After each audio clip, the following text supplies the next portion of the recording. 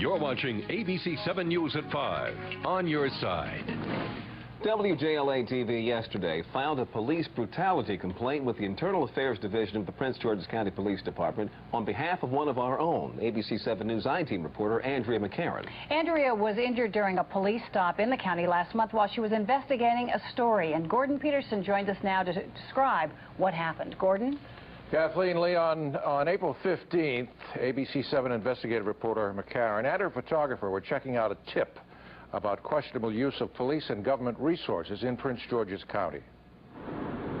They were following a county government car driven by a police officer who appears to be a full-time driver for the county's chief administrative officer. McCarran was driving.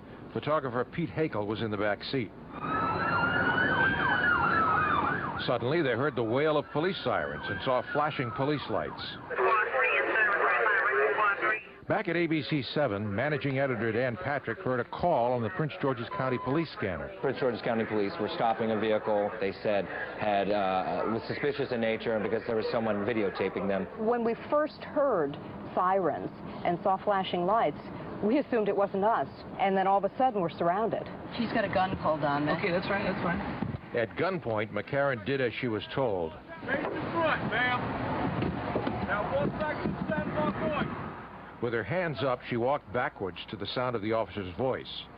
Moments later, a police officer roughly pulled her arms behind her back. Did you tell him at any time he was hurting you?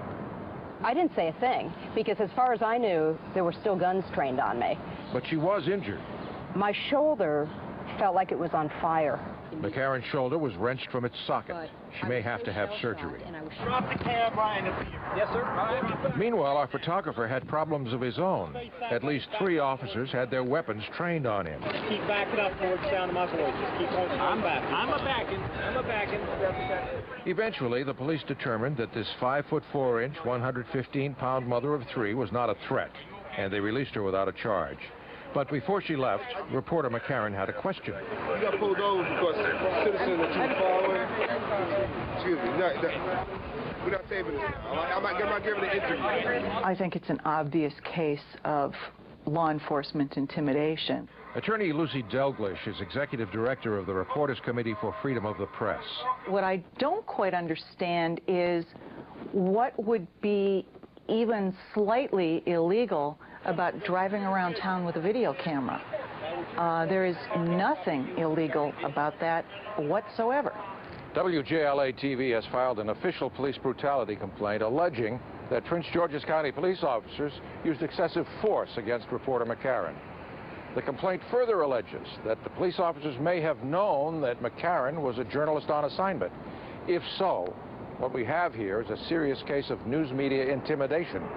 Well, I think as a legal matter, it's clear that her civil rights were violated. They cannot use their power to interfere with your constitutionally protected activities. Prince George's County Police have refused our repeated requests for interviews. County spokesman Jim Carey told us they, meaning the police, had no suspicion that it was a news crew. The police department was responding to a call for a suspicious person following a police officer. There was a threat felt. As near as we can recreate it, this is what the officer saw in his rearview mirror when he called for assistance. In a post-9/11 world, can you understand the officer's apprehension looking back, seeing a vehicle he doesn't know driving behind him with something in the back seat? I'm a mother of 3. Most of the time I drive a beat-up minivan. It's hard for me to perceive the sight of me as a threat. Now 1 second, stand by point. With your hands up. And that's the question. Did the officers have to use force? The incident occurred on April 15th. Why have we waited until now to report it? Well, according to ABC 7's Vice President of News, Bill Lord, we've been waiting for responses from the Prince George's County Police Department to requests for transcripts of the incident reports, radio transmissions, and email communications regarding this event. We've also requested dashboard videotapes from the 9 police cruisers on the scene, but we've been told that every single one of the federally required cameras was either inoperable or not running. Leon? Kathleen?